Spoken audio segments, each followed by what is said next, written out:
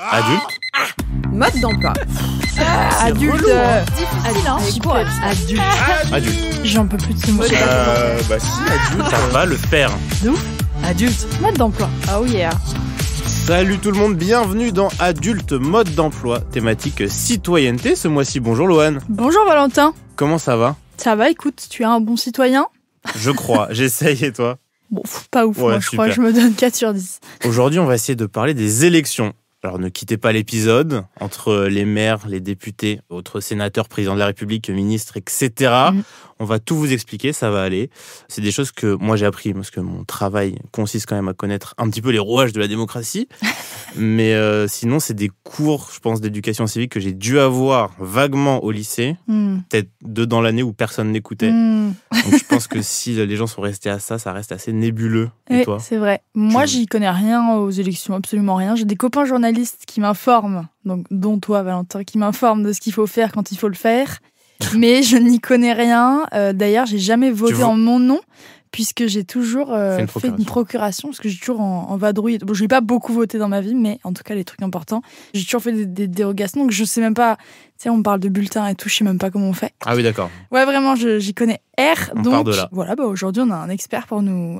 Qui est vraiment Expert, je sais pas, on va voir. qui a te tapé sur les doigts déjà. Oui, bon, écoute, c'est bon. Non, les gens ont le droit de pas voter s'ils veulent. Hein. Bonjour François. Bonjour, comment vous allez? Bah très bien, et toi? Bah ça va. Dis-nous. Tu es qui? Je suis qui? Je suis un mec sur Twitter qui vulgarise toutes les questions en lien avec la politique et qui bosse à l'Assemblée nationale et qui du coup, en termes d'élection, a un peu pratiqué. Pourquoi c'est important de voter? Pourquoi c'est important de voter? Alors, il y a la réponse classique qui est parce que nos ancêtres se sont battus pour ça, parce que voilà. Moi, la réponse que je donne souvent et qu'on entend assez rarement, c'est parce que le vote, en fait, souvent on pense que c'est un système de sélection. C'est fait pour choisir le meilleur président comme si c'était un entretien d'embauche. C'est en partie vrai, mais c'est pas que ça. C'est aussi un système d'incitation. Et en fait, pour le comprendre, il suffit de s'imaginer, si vous êtes président de la République et que vous savez que les jeunes ne votent pas, quel est votre intérêt à aller faire des politiques en faveur des jeunes? Ou pareil, imaginez qu'on supprime le droit de vote pour les personnes âgées. Bah, d'un coup, la politique de la vieillesse en France, ce sera plus rien, puisque de toute façon, ils votent pas. Donc pourquoi je vais aller mettre du pognon sur les thématiques qui les intéressent? Donc même si vous pensez que les personnes qui vous branchent ont aucune chance de gagner, moi j'ai tendance à penser qu'il faut aller voter quoi qu'il arrive, parce que c'est important, citoyenneté, tout ça, etc. Mais aussi parce que ça envoie un signal à vos députés, à vos sénateurs, au président de la République, etc. qui est que, ok, Jean-Pierre Duchemol, il va peut-être pas gagner, mais si jamais tu veux avoir ma voix, il faut que tu mettes en place les mêmes politiques que Jean-Pierre Duchemol. Parce que moi, je vote plutôt pour le mec qui défend ça. Ouais. Bon, le système politique est souvent assez complexe pour les jeunes. Comment on pourrait résumer ça en termes de nombre d'élections? On élit qui? Alors, on élit plein de gens. On élit le président de la République, évidemment. On n'élit pas les ministres. Les ministres, ils sont choisis par le président de la République et le Premier ministre en accord avec l'Assemblée nationale, donc les députés. Donc par contre, les députés, on les élit aux élections législatives qui ont lieu tous les 5 ans. Sauf dans un cas très particulier, c'est si vous êtes grand électeur, vous ne votez pas pour les sénateurs, mais les grands électeurs votent pour les sénateurs. Les grands électeurs, je le fais en très simple, en gros, c'est les conseillers municipaux. Voilà. Donc les conseillers municipaux, eux, par contre, on les élit au moment des élections municipales. On n'élit pas son maire. Le maire est élu par les conseillers municipaux, mais donc indirectement, on élit son maire, de même qu'indirectement, on élit son sénateur. On élit ses conseillers départementaux, mais on n'élit pas son président de département, et on élit ses conseillers régionaux, mais on n'élit pas son président de région. Attends, mais on n'élit pas son maire? Non. On vote pour une liste, si je dis pas de Exactement. bêtises. Ah ouais? Ouais. Bon, première nouvelle. En Voilà. fait, tu votes pour une... Enfin, ça dépend de la taille des des... détails, globalement. Ouais, ça dépend de la taille des villes, mais dans certaines villes, tu votes pour des candidats pour le conseil municipal. C'est pour les villes de moins de X habitants, je sais plus combien il y a X, mais ça doit être 2000 ou... C'est 2 ou 3000, je crois. Ouais, un truc comme ça, pour vérifier sur Internet. Et au-dessus, on vote pour des listes, et ça aboutit à avoir un conseil municipal, et ce conseil municipal choisit le maire. Mais en fait, le truc, c'est que d'une certaine manière, tu votes pour le maire parce que tu sais que la liste qui va gagner, elle va avoir ce qu'on appelle une prime majoritaire, c'est-à-dire qu'on va lui donner d'office la moitié des sièges, et après, l'autre moitié des sièges, on va les répartir proportionnellement au score de chaque liste. Donc en fait, la liste pour laquelle tu votes, tu sais normalement que celui qui est tout en haut de la liste, ou celle qui est tout en haut de la liste, ça devrait être lui ou elle que les conseillers municipaux vont vouloir élire maire. Il y a la tête sur l'affiche, souvent. Donc, sauf surprise, en général. Ça alors. Voilà. Pourquoi il y a autant d'élections différentes? Pourquoi on n'élit pas un truc un jour et c'est terminado? Parce que si on faisait ça, la réponse elle est longue et elle tient à l'histoire de la France et à l'histoire des démocraties. Si tu fais ça, le risque c'est que tu concentres tous les pouvoirs dans les mains d'une seule personne et que, si c'est quelqu'un d'extrêmement sympathique, il te rend le pouvoir au bout d'un certain temps. Mais en général, quand tu as tous les pouvoirs, tu as tendance à vouloir les garder, parce que c'est quand même souvent très sympa d'être assis dans le siège en velours rouge de l'Élysée. Du coup, on a tendance à séparer les différentes manières d'exercer le pouvoir, on va dire. avec les députés, les sénateurs qui ont le boulot de faire la loi, le président de la République et le gouvernement qui a le boulot d'appliquer la loi, même s'ils la font à deux en vérité.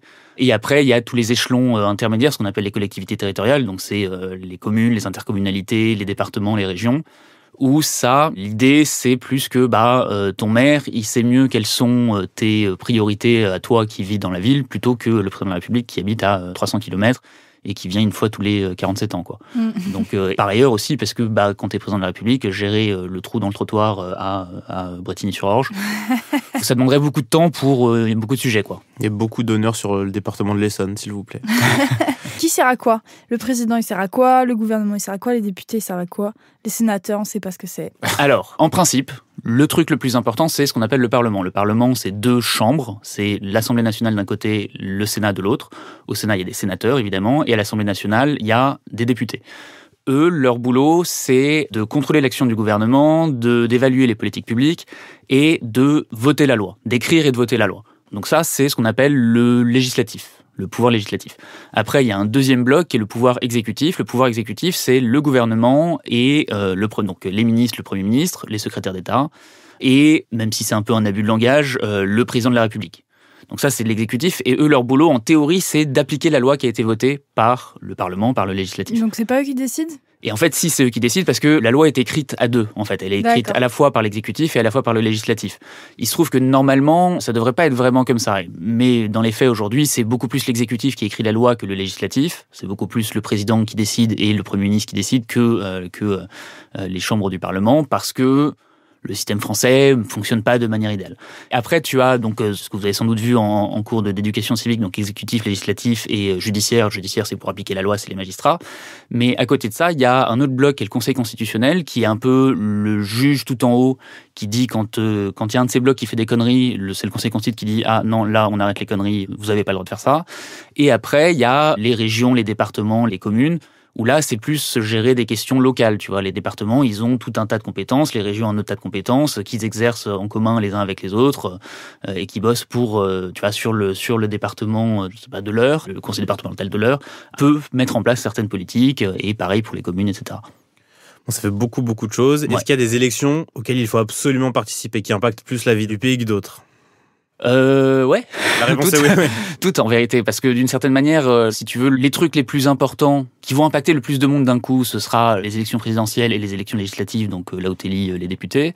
Les trucs qui seront plus proches de toi, on va dire, ce sera les élections municipales. Si ton maire est un branque, t'auras des trottoirs pourris, ta ville sera mal gérée, il y aura plus d'argent pour payer la voirie, etc., etc. Si ton président de la République est un branque, il va mettre en place des réformes pas idéales. C'est quoi la différence entre le vote blanc et l'abstention ? Alors, l'abstention, c'est quand tu restes chez toi, les mains dans les poches, et que tu vas pas voter. Ensuite, le vote blanc, c'est quand tu te déplaces pour aller voter, mais dans ton enveloppe, soit tu mets rien, soit tu mets un bout de papier blanc. Et ensuite, il y a le vote nul, qui est un troisième truc, qui est tu te déplaces, et dans ton enveloppe, soit tu mets un bulletin, mais tu vas en déchirer une partie, ou tu mets un bulletin et tu dessines un truc dessus, que ce soit une connerie ou un message politique.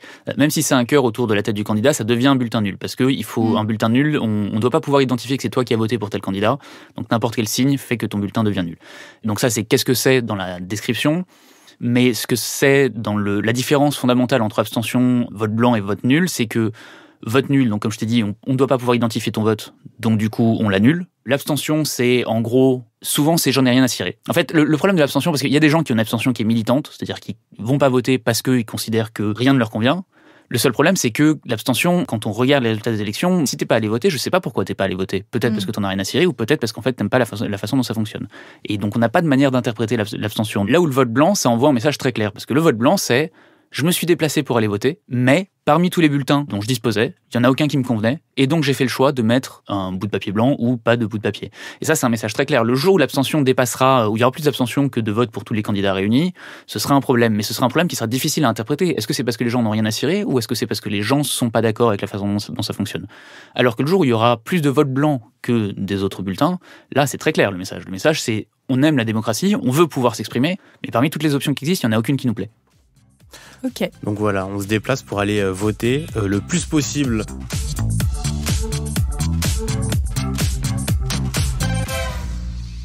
Louane, est-ce que tu as Enfin, qu'est-ce que tu as retenu en fait? J'ai retenu plein de trucs. J'ai retenu Super. que voter, c'est un système avant tout d'incitation. C'est-à-dire que si le gouvernement se rend compte que les jeunes votent pas, ils vont pas essayer de séduire les jeunes puisqu'ils votent pas. Donc l'idée, c'est de voter le plus possible pour au moins inciter à ce qu'on parle à la catégorie qui nous intéresse, quoi. Voilà, on essaye de comprendre un petit peu qui fait quoi. Donc les maires pour votre ville pour avoir des trottoirs propres. Le président de la République, je pense J'ai simplifié à mort. Hein. Le président de la République, je pense que vous l'identifiez. Le Parlement, qui va, mine de rien, voter des lois, c'est hyper important. Donc, élection législative. Je sais que c'est un peu compliqué, mais sur les réseaux sociaux, vous trouvez plein de comptes TikTok, plein de comptes Twitter, plein de chaînes YouTube, plein de choses qui vont vous expliquer ça, plein de médias qui le font. Vous en avez d'ailleurs des refs? Ah oui, il y en a plein. Il y en a plein. Déjà, je peux faire de la pub pour moi, tant qu'à faire. @Malopédia sur Twitter. Sinon, il y a Jean Massier sur Twitch. Il y a Clément Viktorovitch que vous pouvez trouver sur Twitch ou sur Twitter. Et sur France Info, Super sur Radio. France Info, effectivement, souvent sur plein de radios. Et même de manière générale, quand vous avez un doute, vous tapez servicepublic.fr et le sujet qui vous tracasse. Si vous voulez savoir qui vote au sénatorial, vous aurez la réponse. Si vous voulez savoir quelles sont les compétences d'un département, vous le saurez, quoi. Trop bien. Merci pour tout ça. Merci pour ces refs. De rien. On se retrouve sur les réseaux sociaux.